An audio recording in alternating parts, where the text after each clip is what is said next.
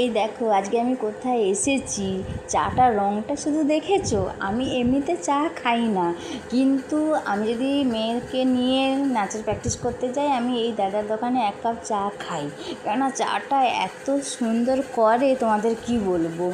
আর আমি সত্যি নাচ শিখতে গেছিলাম, মা মেয়ে এত ঘেমে গেছি ওখানে নাচ করে আসার পরে এখানে দাঁড়িয়ে এক কাপ চা খাচ্ছি। আর এমনিতে চা খাই না, আমি বাড়িতে কখনোই চা খাই না। এই দেখো এই জায়গাটা কোথায় বলো তো? আমি বলবো না, তোমাদের কিন্তু বলতে হবে কমেন্টে যে এই জায়গাটা কোথায়। বুঝতে পেরেছো তোমরা? আচ্ছা কে কে বলতে পারবে বলো তো?